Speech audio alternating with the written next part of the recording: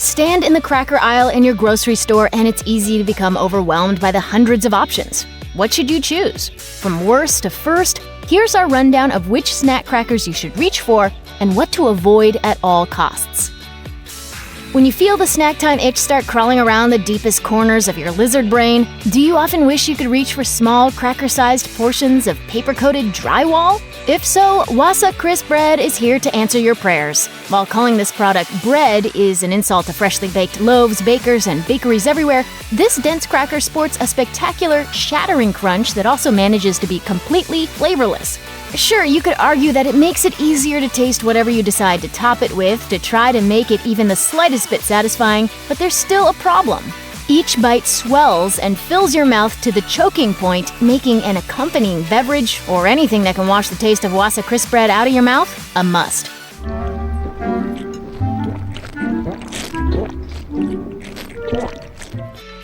With the entire landscape of interesting, flavorful snack cracker options spread out before you, why oh why would you reach for a box of Keebler Club original crackers after the age of 7? Maybe only if you're looking for a bit of nostalgia with your snacking, and fine, we'll give you that. While the crackers earn high marks for their weird butter flavor and even more unexpected saltiness, the too light, crispy texture makes for an insubstantial, unsatisfying cracker that's just gonna leave you hangry. Sure, you can top them with a few slices of sharp cheddar cheese or some sliced salami and ratchet up their desirability, but then again, you could just eat the cheese and meat by itself and skip these dumb crackers altogether.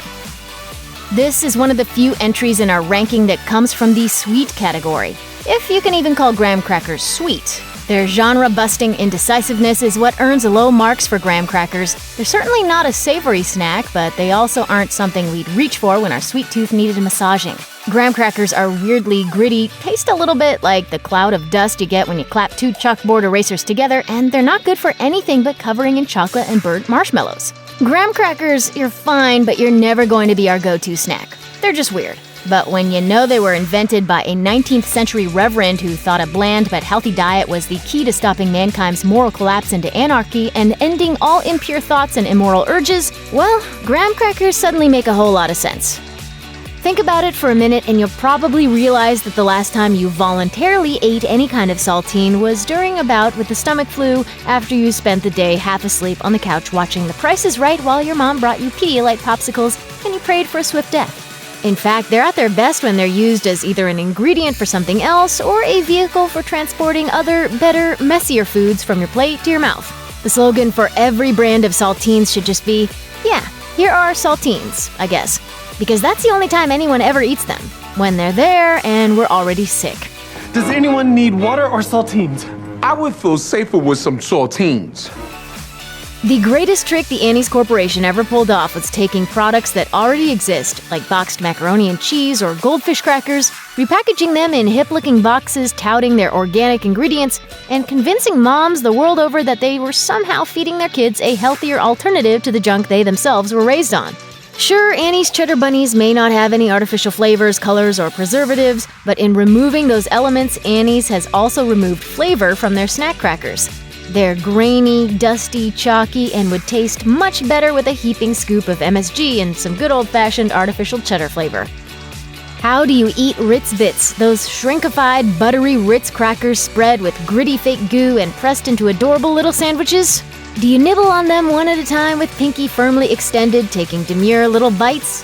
Or do you crack open a single-serve package, open your mouth as wide as it will go, and see if you can manage to shoehorn the entire bag into your mouth in one shot? This is important and will dramatically affect your enjoyment of Ritz Bits crackers.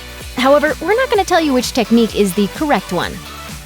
Fun fact, no one has ever bought a package of Ritz crackers on purpose. They've sort of just always been there, in the forgotten back reaches of your pantry, waiting for the moment when your house is suddenly visited by a horde of hungry toddlers, who will stuff their mouths full of the buttery crumbs and then laugh uproariously at an episode of Paw Patrol, blowing a soggy spray of chewed-up cracker all over the front of the high-definition television that costs more than your car.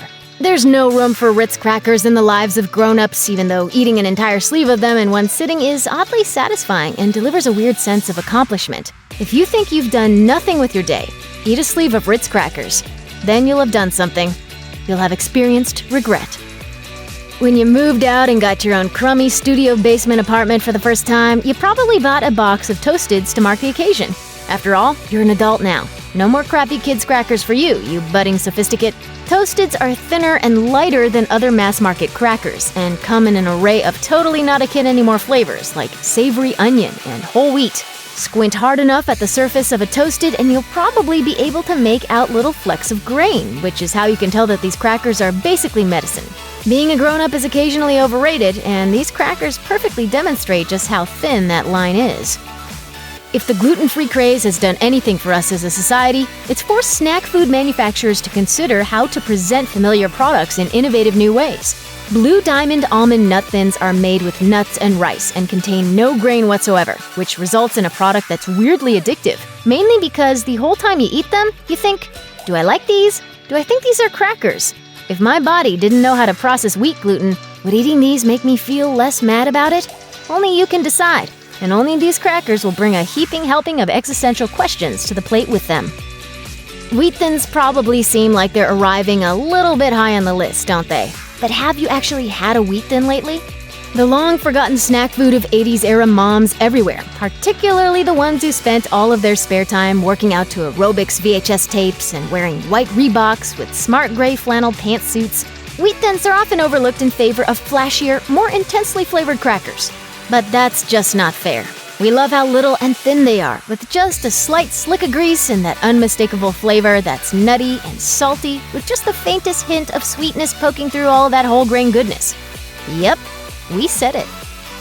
Whether you mainline them straight from the paper bag or pack them in tiny plastic Ziplocs for on-the-go playground snacking, Goldfish crackers always satisfy. And while they're available in a variety of sizes and flavors, it's the cheddar variety that keeps us coming back. Handful after handful after handful. They're perfectly light, airy, and crunchy with flavor that never overpowers and won't cause palate fatigue, even after eating a whole bag. Goldfish has even managed to convince us that eating a pile of their smiling crackers is somehow more virtuous and healthy than, say, a can of Pringles, which means that Goldfish are essentially good for you. Who are we to argue?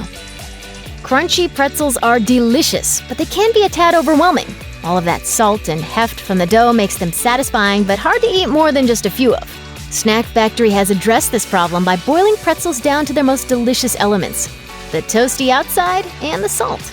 They've done away with the bulk of the pretzel middle, resulting in a crispy, crunchy, chip-like product that's perfect for eating by itself or using as a vehicle for scooping up cheese spreads and dips. Better Cheddars get kind of a bad rap, often portrayed as just another pretender to the Cheez-It cheese cracker throne that somehow falls short. But we think Better Cheddars are more than just another Cheez-It competitor. It's a cracker that stands all on its own. Packing tons of cheddar cheese flavor into a slim, crunchy profile, Better Cheddars taste like what would happen if you ran over a dump truck full of Cheez-Its with a steamroller, saturated the crumbs with salty seawater, stamped the resulting mash into thin rounds, and baked them until toasty and crispy, which, now that we think about it, we're pretty sure we saw on the Better Cheddars episode of How It's Made. It also could have just been a delicious, delicious dream. There are two products that share a texture unlike anything else on Earth: shredded wheat cereal and Triscuit brand snack crackers. And chances are you probably feel pretty strongly about the texture of these crackers, one way or the other. In a food manufacturing process that makes the United States the envy of the world, wheat is softened by water and steam and pushed through a shredder until it piles up in little haystacks of grain perfect for topping with a slice of cheese or a piece of pepperoni. The finished product, those little salty area rugs of whole grain deliciousness, stand alone in their category. And for that, we salute them. What? They don't need toppings. Paul! Janet. Paul. Did you expect Lance Toast Chee, or for that matter any entry from the wide world of nutritionally void traffic cone, orange cracker, and peanut butter sandwiches to land this high on the list? We didn't either, until we started to lay out the candidates and evaluate each cracker using a highly scientific bracket system. But the results are in, and 9 times out of 10, we'll reach for an inexpensive package of these junk crackers before almost any other candidate. They're crispy, they're salty, and they're dirt cheap, making them an ideal snack for a road trip or an overnight hike through the mountains.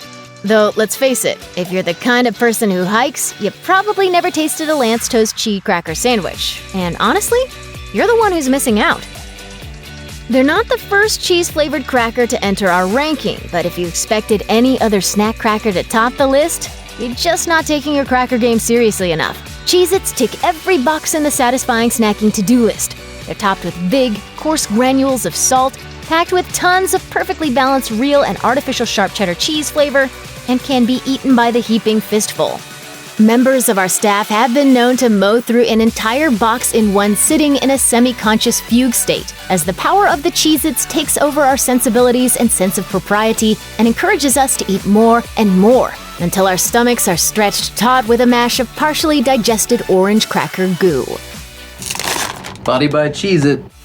Check out one of our newest videos right here. Plus, even more mashed videos about your favorite stuff are coming soon.